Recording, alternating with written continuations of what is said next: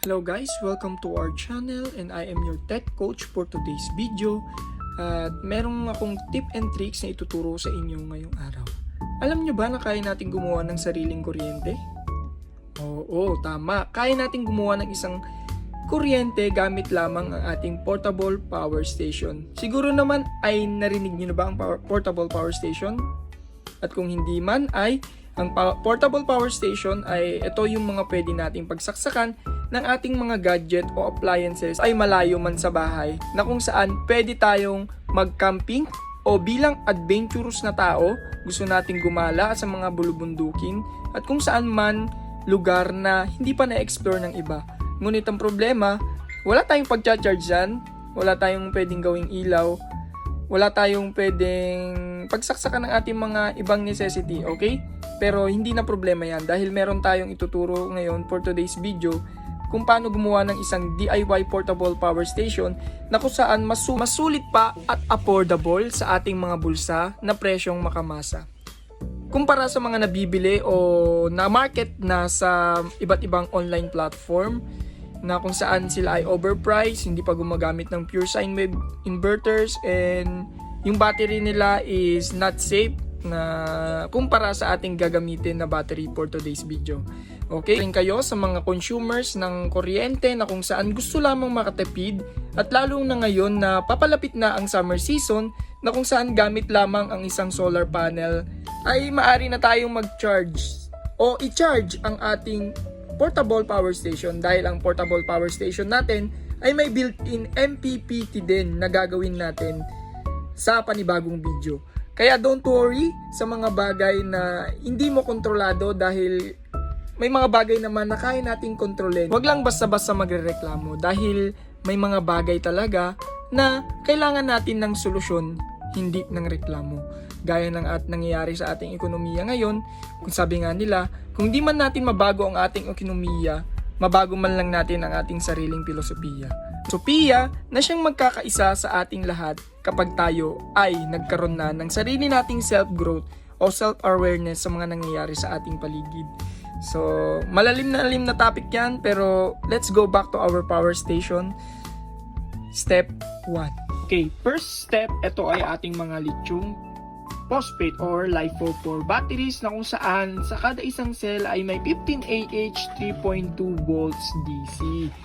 Ito ay ang ating gagamitin sa ating power station na gagawin dahil kumpara ito sa mga lithium ion na kung saan sumasabog at kapag ito ay talagang hindi na gawa ng maayos o na battery pack ng maayos, may chances talaga na magkaroon ng failure sa isang battery pack.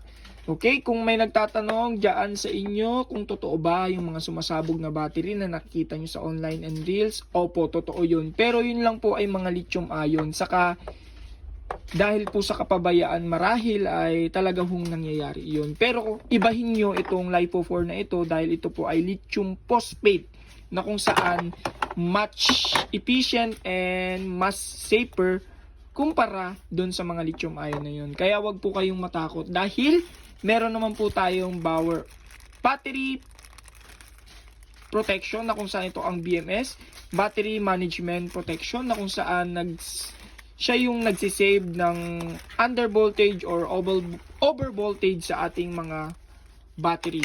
Okay, ito naman po ang ating 5 ampere na 4S na battery balancer. Hindi po natin pwedeng i-bypass ang safety pagdating dito. Kahit sabihin natin safety na tong battery na to ay kailangan pa rin natin ng mga battery management system and battery balancer.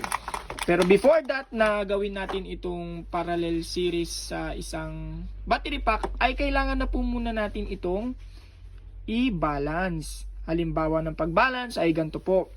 Top balance po muna natin ang kada baterya na kung saan ito po ay ipapunta sa negative ng side ng battery at ito pong red automatic sa positive side ng battery.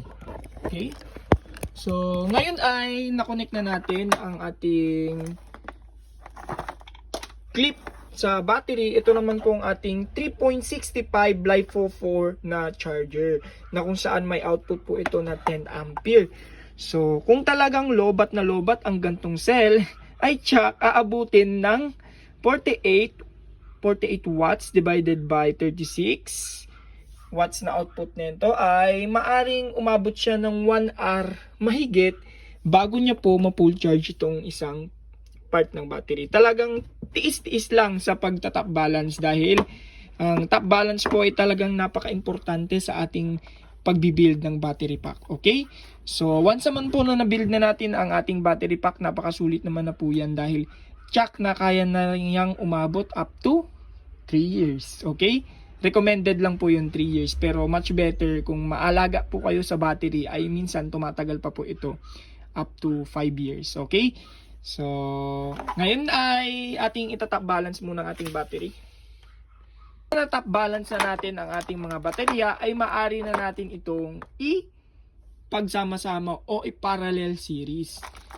Isasend ko na lang po yung diagram dito at i-post nyo na lang po kung gusto nyo pong sundin yung kind of ng diagram na ating gagawin ngayon. Okay?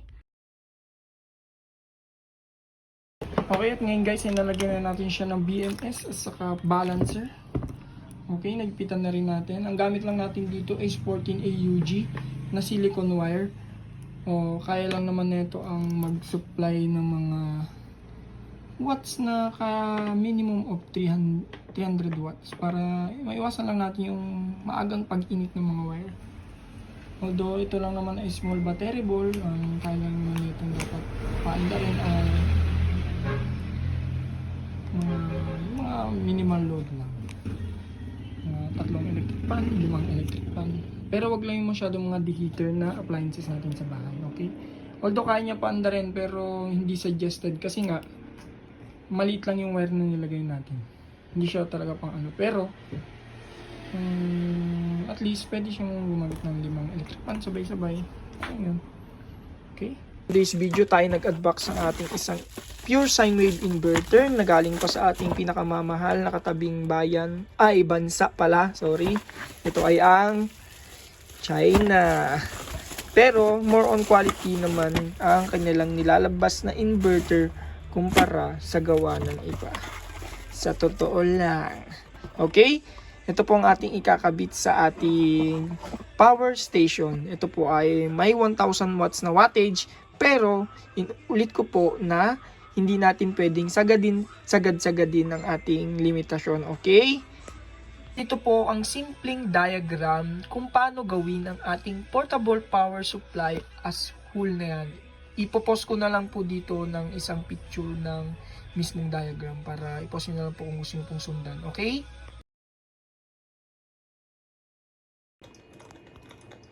Okay guys, kanina isa lang po siyang battery. Ngayon ay nagamit na po siya sa ating power station. Natapos ko na rin po yung power station natin for today's video. Okay, ito pong power station na to ay ulit gumagamit ng isang LiFePO4 which is a safe and efficient battery sa market ngayon na kung saan hindi siya madaling sumabog o any kind of so what na merong violent reaction. Tulad dun sa mga napapanood natin sa mga reels na pong putok na battery. Ito po siya. Para po siyang LiFePO4 na ganito. Yes. Naka-display lang po ito dito. Ito naman po ay para sa e-bike to. Pwede rin sa solar setup pero yung 4S ko lang. Okay lang din naman. So wala pang masyadong pesto dahil marami naman kasi tayong calb na battery nandun sa taas. Okay? Pero ngayon nag-focus po muna tayo na mag-build ulit ng isang power station. Saan ito po ay binibenta din po natin. Okay po.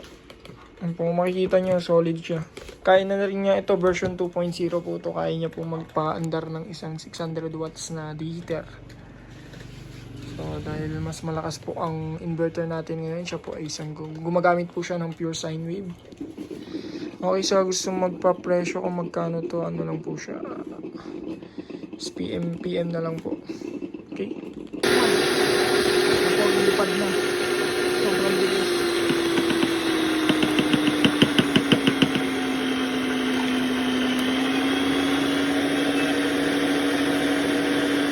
Ibang klase po talaga ang LiFePO4. Sobrang lakas po yung nakabit natin LiFePO4 na bago.